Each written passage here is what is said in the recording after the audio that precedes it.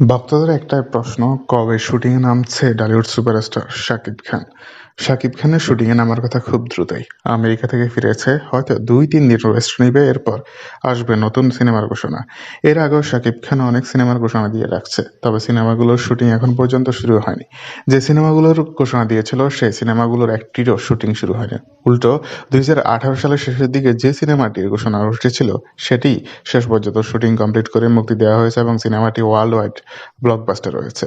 প্রিয়তমা পরিচালকের সাথে আরও ২টি সিনেমা করার বাকি রয়েছে শাকিবের, একটি মায়া আর একটি রাজকুমার। অন্যদিকে অরণ্য মামুন দরদ সিনেমার একটি উদাহরণ দিয়ে দিল। আরও রয়েছে বিভিন্ন সিনেমা, কবি রয়েছে এবং কি আরও আছে কয়েকটি সিনেমা। সব মিলিয়ে এখন শাকিব খান কবে শুটিংয়ে নামবে সেটা এখন প্রশ্নের ব্যাপার।